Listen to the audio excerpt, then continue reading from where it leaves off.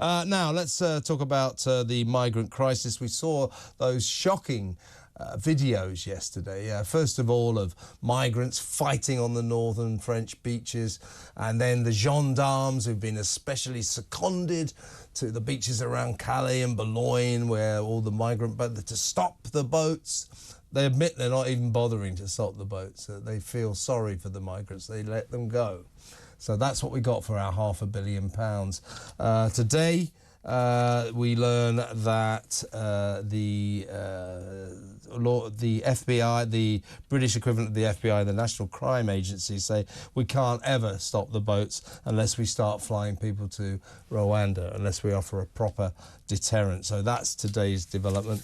Let's talk to the director of the Centre for Migration and Economic Prosperity, Steven Woolfe. Good afternoon, Steven.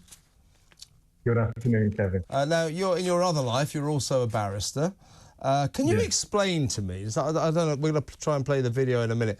So there were these scenes on the northern French beaches of the French police, in a rare moment of diligence, actually trying to stop some migrants embarking on their short voyage to Britain. And these migrants attacked them, throw sticks and massive weapons, huge fight. They got onto their vessel.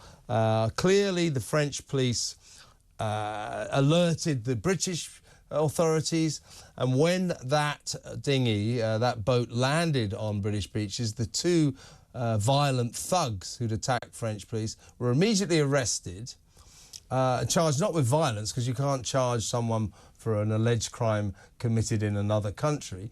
They were charged with entering Britain illegally.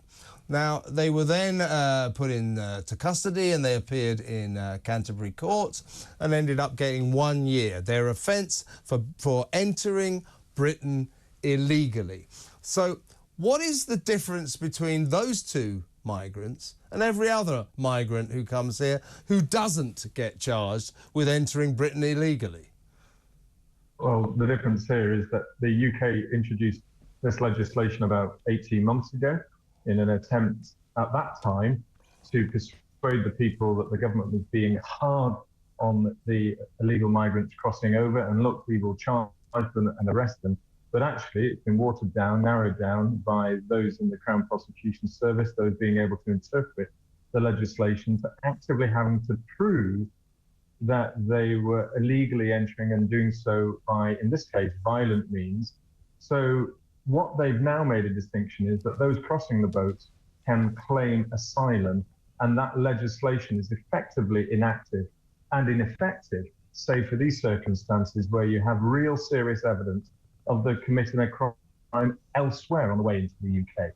Now, my personal perspective about this is that this crime of violence, where in the UK it would have been assault, possibly grievous bodily harm, if the police were injured or anything else like that, they should have been removed and returned to France, and France should have been able to prosecute them themselves for the much more serious offences of injuring those police officers. Yes, indeed. Also, with your lawyer's hat on, Stephen, my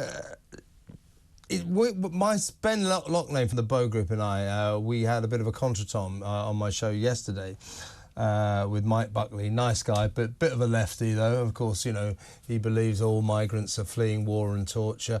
No, they're not. Most of them aren't, as a matter of fact. Now, what we said is, look, of course, because of the numbers that are coming across, 1,000 last week, 872 in one day, the Saturday before last, because of the numbers, we can't arrest, charge and detain every single one of them for breaking our laws, for coming into this country illegally. He said, well, they're not breaking our laws. But it is illegal, is it not, to get into an illegal vessel, to cross the channel in an unauthorised little boat, and then land on our beaches, mostly without documents. That is against the law, isn't it? Look, let's be very clear about this. It is actually unlawful to attempt to enter a country illegally without the right visas or passes to enter that country. That's the same across the whole of the European Union as well. However, where it gets practically tricky is because The moment that they claim asylum, they then become lawful, i.e. they have an action that enables them not to be prosecuted for illegal entry. Okay. So the only people that you can prosecute are those who are stupid enough, and believe it or not, occasionally there are those who actually don't claim asylum when they arrive, who then can be removed for illegal entry. And that's where it gets really tricky, Kevin. That's why you'll get those on the left who say, look, for all practical purposes, they're not illegal because they're going to claim asylum. Yeah. But until that very moment, in technical law, they are illegal. Yeah, I mean, even if they claim asylum, I get it. That sort of trumps their law breaking in terms of the getting on an illegal boat and landing without documents. But that does not mean that they didn't just break our laws, does it? No, it doesn't. I mean, they break it the moment they get into the boat, even if their intention is to claim asylum. They only cease to become lawful once they claim asylum. But you're going to get this kind of finesse between the left and the right, between the lawyers who support this kind of UN Refugee Convention application into UK legislation. So what I argue is that it is unlawful until they claim asylum, and after that point, then our asylum legislation kicks in. But in terms of that Refugee Convention, is it not the case that if you actually look at the terms of the Refugee Convention, these asylum seekers, these migrants who come across the Channel from France, they're not adhering to the terms of that because they didn't claim asylum in the first country they arrived in, the first peaceful country they arrived in, which was not France, and it certainly isn't Britain. Certainly, and again, that's very, very true. I mean, there's nothing actually also, Kevin, in the Refugee Convention that says that they have to claim asylum in the first country. Is that right? I didn't realize. I thought they did. No. The practicalities is the Refugee Convention states that a country has to give somebody the right to claim asylum. So all of the EU countries do. Okay. The fact that they pass through a country that offers them doesn't mean that they should claim. But what it does mean, though, under the Refugee Convention, as we try to extend it, is that these people are no longer fleeing torture from an unsafe country. And that's where this big debate comes through. Right. So the argument of those like myself is that you're actually not fleeing terror and torture in an unsafe country, Iran, Iraq, Somalia, or wherever you want to call it. You're actually fleeing somewhere that is safe, and therefore the UN Refugee Convention doesn't apply. But because of that confusion, you get these opportunities for lawyers to be able to claim it. And that is why I've been arguing for very many years now, Kevin, that we need to have an international convention that reviews the UN Refugee Convention, that cleans up these blurred lines of what is A, a genuine asylum seeker, and B, an economic migrant, and therefore enables countries to say that if you're an economic migrant, you're illegal. If you pass a safe country, it's no longer going to apply to you.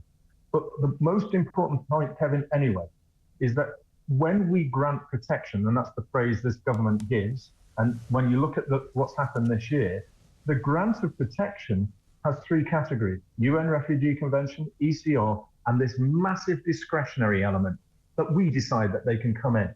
This is why we've had so many this year.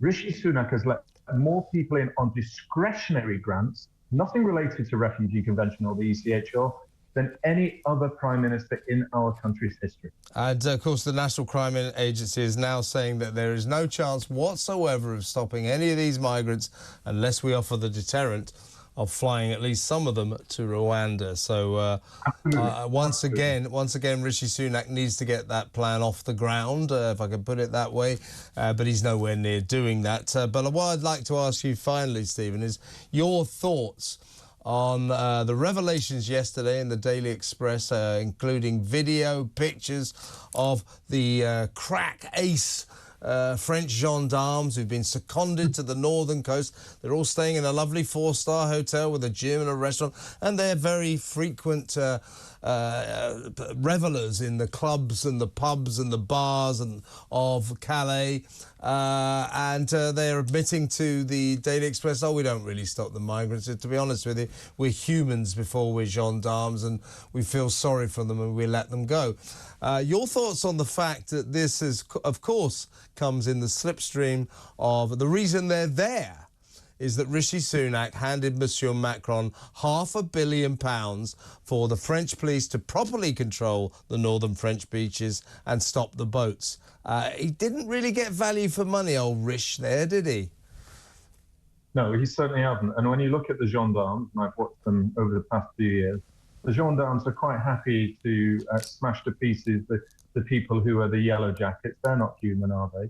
During the French masks demonstrations, they were quite happy to brutalise them. They weren't very human either. And recently, over the French protests over pensions, the gendarmes were out with their batons beating the French people there. They weren't humans. What it seems to me is they want their cake and eat it, be able to go and enjoy themselves, paid for by the British state in Calais, and treat migrants as humans, whereas others aren't. What it is, and what it will be seen by British people, is that this is an excuse by the French to get money to effectively pay the salaries and wages of hundreds of gendarmes in northern France, and they're laughing all the way to the bank at the British expense. Yeah, 2 points, final points to make is, of course, if the gendarmes really wanted to be human, they would stop these boats because migrants drown. These are dangerous journeys. So the human thing to do would be to prevent them putting themselves in danger by embarking on these lethal journeys. But that's another issue. And finally, let's always remember that for Macron to stop the migrants is a vote loser. He wants the migrants to come to Britain, and so do the French. Therein lies our problem, and if Rishi wasn't so naive, he would have realised that and never poured £500 million of British taxpayers' money into the English Channel, which is effectively what he did. In fact, it's worse than that. Macron banked it and did the square root of sod all. Stephen, always great to talk to you. Thank you so much for your time.